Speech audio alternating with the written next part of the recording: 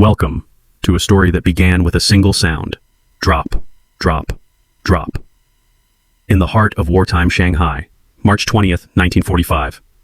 A narrow lane called Zhongyuan Alley slept under a fog of coal smoke and curfew, but at dawn the milkman looked up and froze. From the ceiling above his head, a crimson bead slid down the wooden beam and fell right into his palm. Within hours, police sealed off the street. Reporters whispered of a woman upstairs who hadn't been seen for days, and a husband who never came home. They called it the blood drop on the ceiling. Before we begin, leave a comment telling me where you're watching from and the exact time you found this story. Maybe somewhere across decades and distance. Another listener will read your words and feel that same chill when a single drop falls from the ceiling. A single crimson bead fell through the cracks of the ceiling, and the secret of the house spilled with it. That was the opening line printed on page 2 of the Shenbao, dated March 21st, 1945. One day after the neighbors of Zhongyuan Alley called the police. The article was brief, barely 8 paragraphs, but it described in the careful tone of wartime censorship something far more grotesque than anyone could imagine. At approximately 6 in the morning, a passerby noticed what appeared to be blood dripping from a second-floor residence. Upon investigation, authorities discovered a series of wrapped bundles, emitting a strong odor. The paper never printed photographs. The Japanese occupation still hung over Shanghai. Certain truths were best buried quietly, yet word spread faster than the ink could dry. The blood drop on the ceiling, they called it. And within hours, the narrow lane was filled with onlookers whispering tales of ghosts, betrayal, and a woman with a calm face who opened the door to the officers, still wearing a pale blue kippah speckled with red. March 20th, 1945. The air was thick with coal smoke. Ration lines stretched around the block. The sound of distant sirens still echoed from the Bund. Inside number 14, Zhongyuan Alley, a small light burned all night behind shuttered windows. The neighbors assumed it was nothing, perhaps another quarrel between the couple upstairs. Arguments were frequent, muffled through thin wooden walls. But that night there was no shouting, no crash, only silence. The next morning the milkman knocked, no answer. He set down the bottles, looked up, and saw it, a single droplet, dark and viscous, tracing down the beam above his head. He thought it was paint at first. Then another drop fell, warm, sticky, unmistakable. He stepped back, eyes wide, and the bottle slipped from his hand. Blood, he whispered. It's blood from the ceiling. Within an hour, the constables arrived. Their boots echoed on the cobblestones, cutting through the murmuring crowd. A sergeant climbed the narrow stairs to the second floor. The wooden steps creaked under his weight. Behind the first door, a woman sat by the sewing table. Her hands were trembling, but her face calm. Are you Mrs. Zhang Jishi? She nodded, slowly. Your husband. A pause. Her eyes drifted toward the ceiling, then to the floorboards. Gone, she said softly. The officers noticed the faint smell in the air, something sharp and metallic. They followed it to the small attic above the kitchen. The door was nailed shut. When they pried it open, a gust of air escaped, heavy, sickly, almost sweet. Inside, a series of canvas-wrapped bundles lined the walls. 16 of them, each tagged with a piece of torn paper bearing 2 characters, Yunding, Yunding. One officer vomited, another whispered a prayer, and somewhere outside a child began to cry. By noon, Zhongyuan Alley was sealed. Reporters gathered behind the barricade, shouting questions. One of them, a young man named Lin, slipped past the cordon and scribbled what he saw into a notebook that would never be published. That notebook, preserved in the Shanghai Municipal Archive, still bears the stain of humidity and fear. His handwriting shakes as he describes the moment the suspect was escorted out. She did not cry. She did not resist. When asked why she did it, she said only this.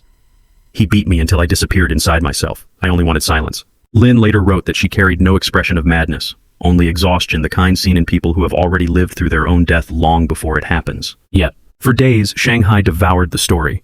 Papers, censored under Japanese oversight, printed only fragments, but gossip filled the gaps. The North China Daily News referred to her as a modern Lilith in the twilight of the empire. The Shenbao called her a seamstress driven to sin. And the public, hungry for spectacle amid rationing and defeat, made her into a symbol either of evil or of vengeance. Few mentioned what the police later confirmed: years of bruises hidden beneath her sleeves, neighbors testifying to screams through thin walls, doctors recalling old fractures never treated properly. One report, never released to the public, describes the final quarrel. The deceased returned intoxicated, demanding money. The accused resisted. Physical assault ensued. In course of struggle, the deceased suffered fatal injury. Accused then proceeded to dismember the body using kitchen tools available. It sounds methodical, almost detached, but somewhere in the lines of that report, between bureaucratic phrasing and the smell of blood, lies the ghost of a human breaking point. In the French concession courthouse, her trial drew crowds. Spectators filled every bench, eager to see the woman they'd already condemned in gossip. But when she entered the room, small, pale, wrapped in prison gray, the murmurs died. Some said she looked like a student, not a murderer. Others swore her hands still trembled as if sewing an invisible seam.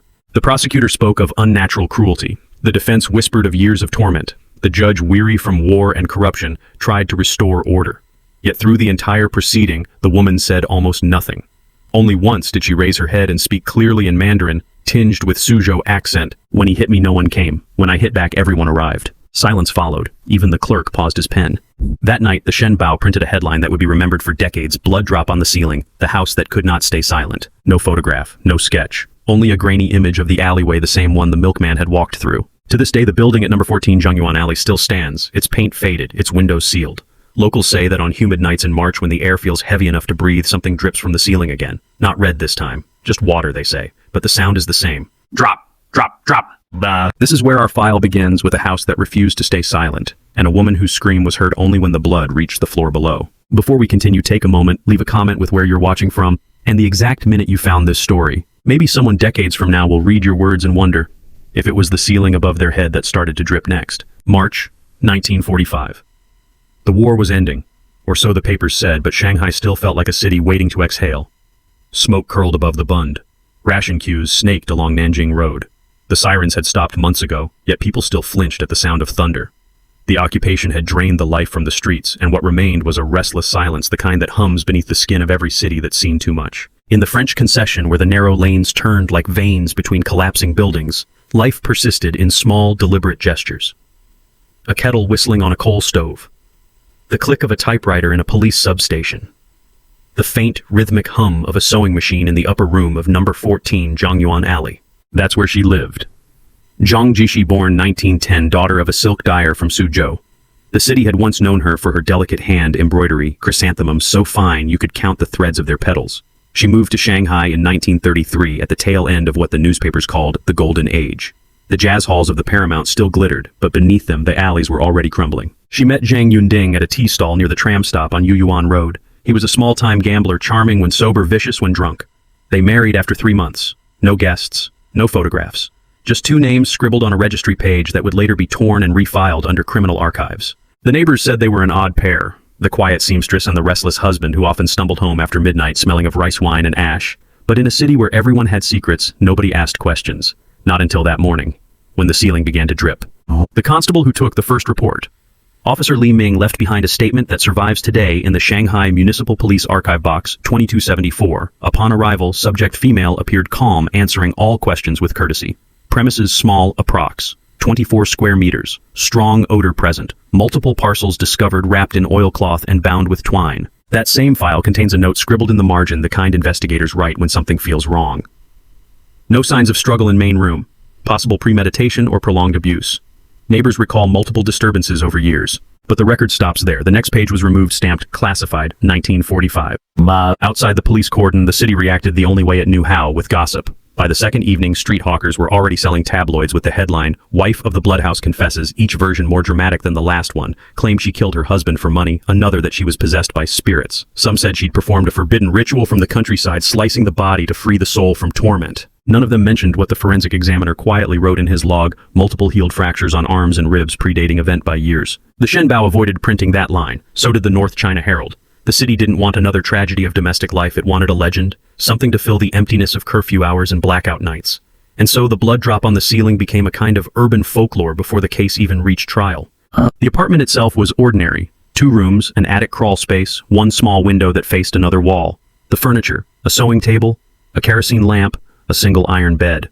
On the wall hung a faded photograph of Westlake framed behind cracked glass. The police photograph's grainy, misaligned, ghostly show that the sewing machine still held a piece of fabric under its needle, a child's dress unfinished, the thread red. The more one reads the official record, the stranger it feels. Witness statements contradict each other. A neighbor swore she heard laughter that night, not screams. Another claimed she saw the husband leave the house in the morning, though he was already dead by then. The constables logged their times, but one clock in the report differs by 2 hours. Even the coroner's estimate of death doesn't align with the testimony. It's as if time itself warped around that small room. The attic beam, the one from which the blood dripped, was later removed and stored in the forensic archive. A decade later, when the building underwent repairs, workers claimed to hear a soft dripping sound again, though the ceiling had been sealed with new plaster. A rumor spread through the neighborhood that the wood had absorbed the memory of that night, that each spring when humidity returned, the beam wept. The archivists labeled it urban superstition disregard, but the file remains marked with a faint reddish stain. To understand the story, one must also understand Shanghai itself, a city split in 2, then 3, then 10. In 1945, every district had its own laws, its own police, its own press. The French concession was semi-autonomous. The Japanese gendarmerie still patrolled certain blocks, and the Kuomintang operated secret courts in the shadows. Justice was a matter of geography. A woman beaten in one jurisdiction could not file complaint in another. A wife's testimony carried no weight unless corroborated by a male witness. And even then, the law, a relic of European code and Qing dynasty customs, defined violence within marriage as a private matter. So Zhang Jishi's bruises remained unseen. Her silence was convenient, and when she finally broke it, it was already too late for anyone to call it justice. The trial transcripts, preserved on brittle onion skin paper, read like a slow confession wrapped in confusion. The defense lawyer, Mr. Shen Weishan, argued insanity. The judge refused to hear it. But buried deep in the file is a letter unsigned dated months before the incident. To the authorities, I beg for help. My husband threatens to end me. I have no family here. If I die, it will not be by accident. The letter was never filed. It was found later inside a police drawer marked miscellaneous complaints. The clerk who handled it had died in the bombings. The house itself became a morbid landmark. Children passing by whispered rhymes. Di Xiewu, Shui Ganju, Jotingku, blood drip house, who sleeps inside will hear her cry. By 1947, the tenants were gone, the windows boarded up. Yet still reports trickled in. A patrol officer swore he saw a figure through the curtains sewing by lamplight. A tenant 2 doors down claimed to hear faint humming an old Suzhou lullaby. When the new landlord checked, the house was empty. Some historians dismiss these tales as post-war hysteria. The city was haunted enough by its own ruins. But even skeptics admit the psychological residue of such places lingers. The blood drop house became shorthand in Shanghai slang for doomed marriages, whispered whenever a woman spoke too sharply to her husband. And perhaps that's the true horror of it, not the crime itself, but how easily it was turned into a joke, a warning, a myth. Because behind every retelling, every newspaper clipping, and half-remembered rumor stands the same small woman in the photograph, hands folded, eyes lowered. She never looked at the camera, she never asked for mercy. And in the faint light of that March morning, as the ceiling dripped its quiet truth onto the street below, Shanghai itself seemed to exhale, as if for one brief moment the city let its buried sorrow speak through her silence. In the archives of the Shanghai Municipal Police Bureau box number 2274B, there lies a document labeled in fading ink, Case of Unnatural Death, Zhongyuan Alley, March 1945. The handwriting is neat, almost delicate, a clerk trained in colonial script copying English words with Chinese precision. The first line reads, Subject Zhang Yunding, male, approximate age 38, occupation irregular. Singular disappearance reported by neighbor. Premises searched, fragments recovered, circumstances mysterious. The next line, smudged with fingerprints, lists the evidence in cold detail. 16 parcels wrapped in canvas, a sewing blade, blood patterns on ceiling, and one female witness claiming ownership of the house. Beneath a single sentence in the margin, suspect maintains composure, speaks in low voice, claims divine justification. The investigative diary of Captain Li Ming, who led the search, provides the first human description. The woman sat on a wooden chair, eyes half closed, answering softly. When asked of her husband, she said, "He is gone, sir. Heaven knows why." No attempt to flee, no attempt to deny. The knife lay clean beside her sewing spool. Li's entries continue for 5 days. The handwriting deteriorates, lines breaking, words uneven. On the 5th entry, he writes, Night watch reported dripping from ceiling again. Forensics confirmed condensation. Still, the men refuse to enter alone. He ends the page with a single phrase, "This house will remember." The autopsy report dated March 23rd bears the seal of Dr. Chen Ruming, the city coroner. Remains correspond to adult male of average build. Cause of death, cranial trauma, blunt instrument. Evidence of prolonged contusions across limbs and torso suggestive of habitual violence. No defensive wounds on female suspect consistent with aggression beyond event of struggle. His closing line reads, "The act, though gruesome, may not stem from cruelty. Psychological imbalance possible. Recommend psychiatric evaluation, though facilities scarce." The report was filed and promptly suppressed. The occupation government feared domestic sensationalism, particularly when involving a woman. Meanwhile, the newspapers Shenbao Ta Kungpao, North China Daily News each carried their own sanitized version. The Shenbao headline, Grisly Domestic Dispute in French Quarter Authorities Ensure Justice. The North China Daily News printed the English notice 3 lines only. An unfortunate occurrence transpired yesterday in the Western District. Local authorities report the apprehension of one female suspect in connection with the disappearance of her husband. Further details withheld pending investigation. That was all. Yet beneath the censorship, reporters scribbled their own notes. A surviving notebook from journalist Lin Jianhong, recovered from his estate in 1972, includes a paragraph never published. The woman's eyes were not those of guilt, but of silence long endured. The police whispered among themselves how many others like her remained unseen, bruises hidden beneath long sleeves. He writes one more line struck through twice. "It is not the blood that shocks me, but the years before it spilled." The court transcript dated June 7, 1945, opens with the judge's introduction in archaic legal tone. "In the matter of Zhang Jishi, charged with the willful destruction of her lawful spouse, we convene to ascertain the truth of this singular event." The clerk's annotations list the witnesses: 6 neighbors, 2 constables, 1 coroner. All male. All testimonies diverge. One neighbor: "He beat her often, but she never cried out." Another: "I saw her once in the alley carrying bruises like ornaments." The presiding judge, weary, interrupts. "Enough sentiment. This court seeks fact, not poetry." The defense attempts to submit evidence of abuse, rejected for irrelevance. When asked to speak, Zhang Jushi rises. Her statement is recorded verbatim in both English and Chinese, the translations side by side. "He told me once, if I die, no one will know." I believed him. That night I saw no sky, no exit, only the knife. She then sits, no further words recorded. The verdict: guilty. Sentence: death by firing squad, commuted pending review under wartime amnesty. A note added months later reads, sentence reduced to life imprisonment, facility unknown. And below in smaller writing, fate after 1949 untraceable. Yet among the bureaucratic language fragments of humanity remain a prison matron's log kept at Longhua Detention Center records a quiet entry dated October 12, 1946. Inmate 214 requested needle and thread to mend torn garment, completed work without supervision. When finished, she handed the garment to another inmate and said, "Keep it for when you leave." The matron notes no further incidents, transferred to unknown facility next spring. Decades later, a researcher at the East China Normal University, while cataloging unindexed police reels, found one surviving photograph, the corner of a room, the attic beam visible. On its surface, a dark streak nearly invisible under dust. Written on the back in pencil, ceiling Zhongyuan Alley, 1945. Source of drip. The negative is labeled confidential 12/8/45. No image of the woman survives, only this corner of decay frozen in monochrome. The colonial police summary that closes the case reads like a textbook: dry, detached, cold circumstances consistent with domestic provocation. Female subject mentally unstable. Public interest minimal. File closed. Then at the very bottom, the inspector adds one final line, perhaps out of guilt, perhaps mere routine. This file should not be forgotten. Its silence speaks volumes. The municipal record book preserved under humidity and dust lists her as discharged, fate unknown. The English phrasing stands out against the surrounding Chinese characters, fate unknown. And somewhere between those words lies the heart of every mystery in wartime Shanghai, not the crime, but the vanishing. Later entries in the city's psychiatric hospital index suggest that in 1948, a woman registered under the alias Madame Zhang Widow. The handwriting matches hers. Diagnosis: melancholia due to nervous exhaustion. Treatment: occupational therapy, sewing. No record of discharge, no record of death. The last note, scribbled by a nurse in blue ink: patient hums while working, melody unrecognized. Says she once had a house where it rained inside. The files end there. 16 bundles, one attic, a dripping beam. No confession beyond what she already said, no motive that fits the paper. Only fragments. Threads of silence woven through official ink. Even now in the archival index, the case sits between theft of property and mysterious occurrence. And if you trace your finger along the edge of that folder, you'll find a faint mark, reddish-brown, dry, older than the paper itself. No one knows how it got there.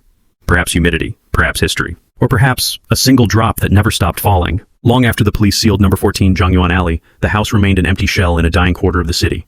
The official file said case closed, but the streets never believed it. In Shanghai, stories spread faster than news carried on the breath of rickshaw drivers, mahjong tables, and night watchmen dozing beside kerosene lamps. Within weeks, the blood drop house became a phrase whispered with unease, half joke, half curse. They said the house wept. Every spring, when humidity returned and the ceiling swelled with damp, something would begin to drip again. Steady, patient, rhythmic. The new owners swore it was rain leaking through tilework. But those who listened closely said the sound came from inside the beams, not above them. The same sound that woke the milkman that morning in 1945. The first family to move in after the war lasted only 23 nights. The father, a dock clerk, reported to the local magistrate that the upstairs light flickered even when the electricity was cut. The children refused to sleep, claiming a woman hummed lullabies through the floorboards. On the 23rd night, his wife found a wet footprint on the kitchen ceiling upside down. They left before sunrise. Old women of the lane began leaving bowls of rice at the doorstep, every Chenghuang festival offerings to restless spirits. By the 1950s, the story had already mutated. Some claimed the woman had never died, that she walked the streets at dusk carrying a needle still threaded with red silk. Others insisted her ghost lingered to protect battered wives, whispering in their dreams when the first blow fell. The seamstress became both monster and martyr, a shape that changed with whoever spoke her name. Folklorists collecting tales in the 1970s recorded dozens of variations. In one, she was executed and her blood soaked into the attic wood, staining it forever. In another, the officials buried her body beneath the threshold and every visitor unknowingly stepped across her bones. A rare version, told only among seamstresses in the textile quarter, claimed she escaped disguised among factory workers, and that the dripping came from her tears, not his blood. Whatever the truth, the sound endured. There was even a superstition among the tailors. Never sew after midnight during the spring equinox, or Zhang Jishi would come to finish the seam for you. They called it ghost stitching. Those who ignored the warning said their thread turned red overnight. One apprentice recalled seeing a shadow behind him in the mirror, a woman's hand guiding his needle. The next morning, the pattern he'd been working on had changed perfectly symmetrical, as if sewn by someone else. He burned the cloth that afternoon. The alley itself changed names twice, but the locals refused to call it anything other than Dishieshang Dripping Blood Lane. Taxi drivers avoided the route after dark. Cats were said to vanish near the old building. The municipal committee eventually demolished the upper floor, yet even the rubble brought stories. Construction workers complained their tools rusted overnight, that the scaffolding bolts bled rust the color of old wine. One foreman reported hearing a woman's voice counting softly, san, every time he struck a nail. When he turned, no one stood there. By the 1980s, the tale had become urban legend. Students at Fudan University traded dares spend one night in the blood drop house and you'd dream of the past. A handful tried. None stayed till morning. One diary found decades later contained the last words of a student named Wei Jun. At 2 a.m., the ceiling began to sweat. I thought it was humidity until a drop fell onto my notebook warm. I touched it. It smelled of iron. The notebook ends there. Wei Jun moved to Beijing. He never spoke of it again. The Zhongyuan legend took on a moral flavor, a ghost story used by mothers to hush children by teachers to warn of improper passions. In some tellings, the spirit punished unfaithful men. In others, she cursed women who spoke too loudly. The tragedy was rewritten until its edges dulled, until what remained was just another tale to pass the time when the power went out. Yet somewhere in those distortions lies a shadow of the truth. The echo of a real woman whose pain outlasted her body. The folklore kept her alive, but also trapped her. Condemned to replay that moment forever in every whispered retelling. In 1994, a photographer named Luo Hifan visited the site, then a storage room for electrical meters. He took a single frame, a cracked ceiling, faint streaks like veins running through the plaster. When developed, the negative showed a pattern impossible to ignore, 16 parallel lines converging toward the center. Luo swore he hadn't altered it. The curator who examined the print simply muttered, 16 parcels. Around the same time, a caretaker claimed that every March 20th, the light bulbs on that floor flickered at exactly 6:07 a.m., the time the first drop fell half a century before. Electricians replaced the wires, yet the pattern continued. The explanation was mundane moisture-faulty circuits, but the timing remained precise. Some say it was coincidence. Others whisper it's the moment when the past still breathes. Folk singers from Suzhou even composed a ballad, The Seamstress of Zhongyuan. The lyrics, written in dialect, tell of a woman who stitched her sorrow into cloth so that no one could unpick it. Each verse ends with the refrain, when the beam begins to cry, her story isn't done. The song was banned on state radio for being too morbid, yet it survived on cassette tapes passed from hand to hand, a ghost preserved in melody. In recent years, paranormal researchers, the kind who measure temperature drops and record static, have visited the site. Their equipment registers nothing unusual. But on playback, one recording carries a faint background hum. When amplified, the spectrogram reveals a frequency that almost forms words, heaven knows why. The same phrase the constable wrote in his diary 80 years earlier. Whether these stories are true or not no longer matters. They've become part of Shanghai's bloodstream, seeping through memory myth and the fine dust of history. Ask an old rickshaw driver and he'll tell you every city has one house that remembers. In Beijing, it's the bride's room. In Guangzhou, the well of hands. And in Shanghai, it's the house that dripped at dawn. Some nights when the fog settles low and the river smells of iron, people claim to see a faint light flickering behind the boarded windows. A woman's silhouette, small, motionless, sewing something that never ends. If you stand there long enough, they say you'll hear it too. A soft rhythm like thread pulling through fabric, or blood marking time. Tick, tick, tick. Until the morning breaks and the city once again pretends it never heard a thing. Every city keeps its ghosts. They just wear different uniforms. In Shanghai, they called it the blood drop on the ceiling. In Tokyo, 7 years later, it would be the house that cried rain. And in Seoul, a decade after that, the room of the red drip. Each file, separated by borders and empires, tells the same story: a woman unseen, a house that speaks for her, and a silence that outlasts the century. Now, the Tokyo case began on April 9, 1952, in a district still rebuilding from the war. A landlady reported a strange moisture seeping through the ceiling of her tenant's room. Red, sticky, smelling faintly of iron. When the police broke in, they found the futon neatly folded, the dishes washed, and the tenant, a young widow named Miyako Arai, vanished. Only a note remained. When the ceiling begins to cry, it will tell you everything. The newspapers called it a disappearance. The coroner called it condensation. The neighbors called it a haunting. No body was ever found. No relative ever claimed her. And in the case file still open today in the Tokyo Metropolitan Police Archive, the final entry reads, Fate Unknown. Researchers later discovered Miyako's name in a factory roster, one of many women who sewed uniforms during the Pacific War. A photograph shows her standing at a loom, expression blank. She could have been Zhang Jishi's sister, or mirror, same posture, same silence. Both worked with thread. Both lived above narrow alleys. Both disappeared into walls that never stopped whispering. Cross the sea and the story mutates again. In Seoul, 1963, during the Reconstruction years, a government typist named Kim Sunja failed to report to work. 2 days later, her neighbors complained of water dripping from her apartment ceiling. The janitor investigated and found the source, a leak from nowhere. The ceiling was dry, yet the sound persisted, steady, deliberate. When maintenance workers removed a panel, they found not pipes, but an old newspaper from 1945, yellowed, fragile, printed in Chinese. The blood drop on the ceiling, woman confesses in Shanghai. Nobody could explain how it got there. The case became a local myth. People said Kim Sunja was haunted by the ghost of the seamstress following the migration of the fabric trade through Asia's war years. Some swore her typewriter keys later stained their fingers red. In the official ledger, the cause of death is listed simply singular disappearance. Between these cases, Shanghai, 1945, Tokyo, 1952, Seoul, 1963, runs an invisible thread, A pattern of women erased by time, remembered only when the walls began to speak for them. In each there is the same image, a small room, a ceiling that leaks a sound that no one can forget. D. Sometimes a case doesn't end, it travels.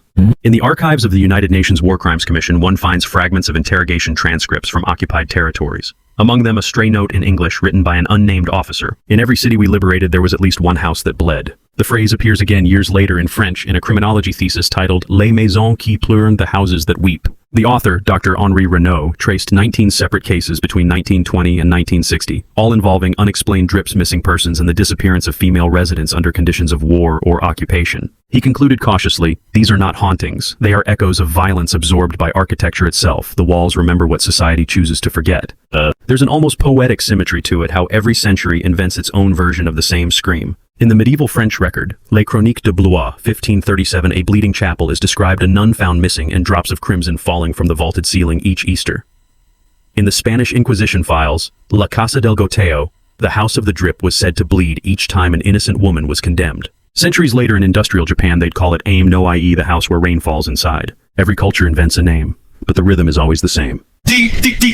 Psychologists in the 1990s called it collective transference trauma that repeats across generations, taking physical form in folklore. But folklore never dies quietly. It adapts. In 2013, a security guard in modern Shanghai reported a strange moisture appearing on the ceiling of a redeveloped apartment complex built over Zhongyuan Alley. The building had been renamed Harmony Court. Cameras captured nothing, only the sound of dripping water. When investigators replayed the footage, they noticed something odd. The sound did not match any visible movement. Each drip was perfectly timed every 2 seconds for 7 minutes straight. Then silence. When the maintenance crew arrived, the ceiling was dry. The timestamp March 20th, 6:07 a.m. Some see coincidence.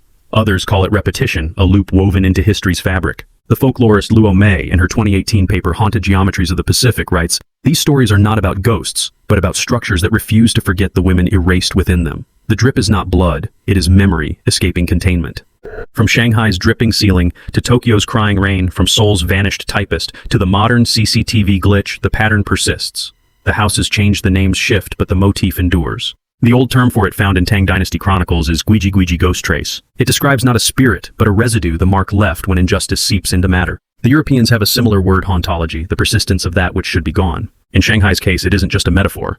The house that bled became a kind of mirror, reflecting the centuries' refusal to hear women's suffering until it leaked into the physical world.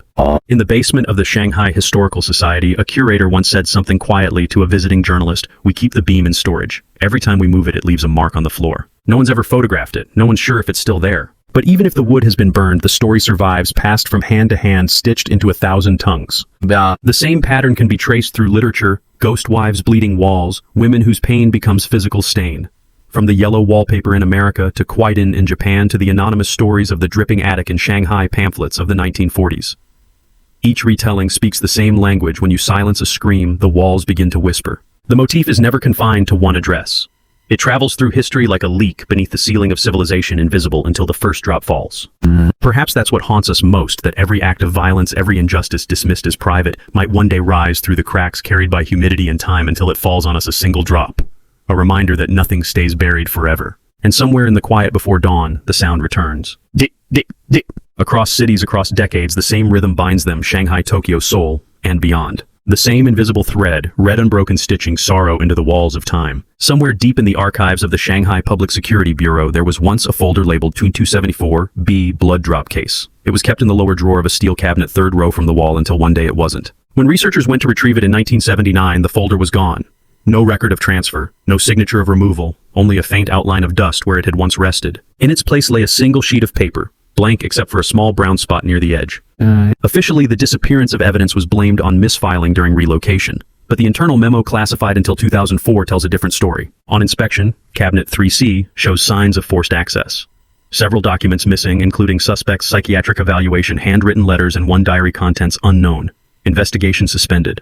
No staff claims responsibility. The memo ends with a cryptic note, handwritten in red pencil: certain histories remove themselves. Her diary had been mentioned only once in the trial log of 1946. Subject produced a small notebook for consideration. Judge ordered it withheld from proceedings, citing irrelevance. No further reference exists, until decades later when fragments began to surface in unlikely places. In 1998, during the renovation of the old Longhua Detention Center, workers discovered a loose brick behind the cell wall. Inside, a rusted tin box wrapped in oilcloth.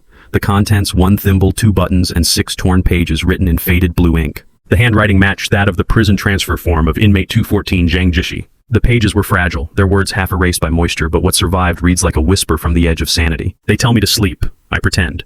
When the lights go out, I see the ceiling above the alley. It still drips. Sometimes I think it is time melting. Sometimes I think it is him reminding me that even the dead can knock. Another entry. If heaven has eyes, it must be blind by now. I stitched his name into cloth so that God would not forget me. They took the cloth away. The last line barely legible. One day the drops will fall upward. The discovery caused quiet panic among curators. The prison director ordered the pages confiscated for forensic preservation. 2 weeks later, they vanished from the evidence vault. The worker who found them, a man named Xu Wen, left his post and moved to Yunnan. When a journalist tracked him down years later, Xu refused to speak. All he said was, "They weren't written in ink anymore. They looked wet when I found them."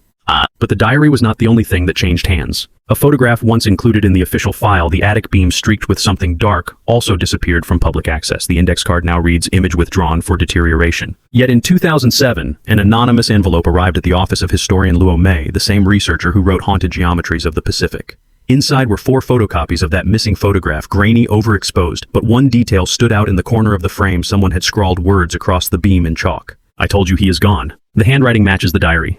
By then, the case had already crossed the border between evidence and obsession. Paranormal researchers, journalists, even digital archivists all tried to piece together what had vanished. Some believed the government destroyed the file to erase a symbol of female defiance during wartime. Others insisted the materials were stolen by collectors trading in murderabilia. And then there was the third theory, the one no one could prove, but no one could quite dismiss. That the case itself, its pages, its photographs, its witness statements, was erasing itself. One archivist described it like this.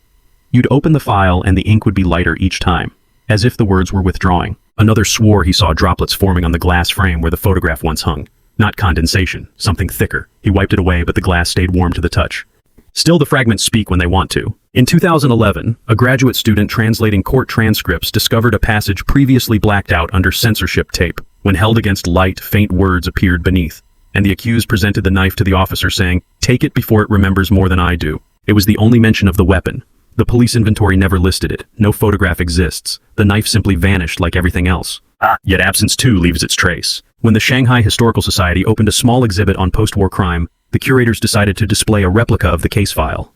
Inside the sealed glass, they placed a modern reprint of the newspaper headline, a copy of the autopsy summary, and at the center, an empty frame labeled "Artifact Missing." Within days of the opening, visitors began reporting condensation forming inside the frame, tiny droplets clinging to the glass. Maintenance staff wiped them away each night, but by morning they'd returned. The curator eventually covered the display with a cloth. The deeper one digs, the stranger it becomes. Letters from foreign correspondents, once thought destroyed, mention a peculiar humidity in the courthouse during her trial.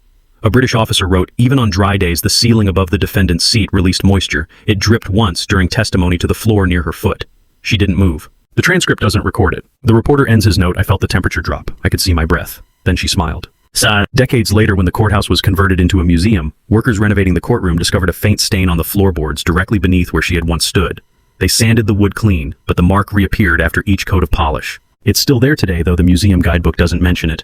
So what remains of the case now? A missing file, a vanished weapon, 6 pages of a diary that surfaced and then dissolved, a photograph that refuses to stay still, and a city that pretends it never dripped. Yet in each generation, someone returns to the story, a historian, a filmmaker, a student, and finds the same pattern. Every attempt to document it ends with loss. Words fade, audio corrupts, digital backups vanish. One recent restoration of the 1945 police microfilm produced an eerie phenomenon. As the footage rolled, a faint static formed along the top edge of the frame, rhythmic pulsating like the pattern of a slow, deliberate leak. Dick, dick, dick. The technician thought it was damage to the reel, until he noticed the static only appeared during the frame where Zhang Jishi's name was written. After the project ended, he refused to handle archival work again. Some say the diary was never lost at all, that it exists in pieces scattered through time, resurfacing when the story needs to be told. A page in a used bookstore slipped between novels, a note found in the lining of an old sewing kit, a voice whispering through static during late-night radio interference. Maybe it isn't her ghost that haunts Shanghai. Maybe it's her handwriting. And if one were to ask why the file keeps vanishing, why the ceiling still drips even when the roof is sealed, perhaps the answer is simple, too simple to print in any report. Some stories refuse to be contained.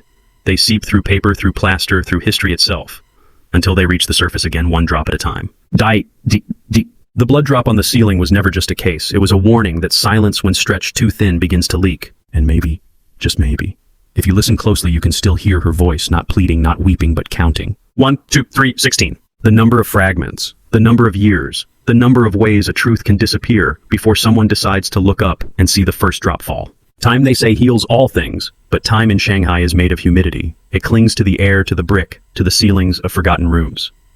And sometimes it remembers. When the blood drop case finally faded from headlines, the city was already shifting.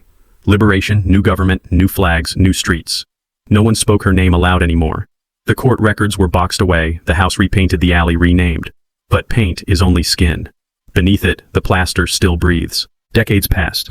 Children grew up hearing fragments. The woman with the dripping ceiling, the ghost of the seamstress, the house where the rain fell upward. They didn't know it had been real. They didn't know she had a name. In the late 1990s, the municipal archives digitized the old police files. The blood drop folder was re-entered under a new index number 1945-0319X.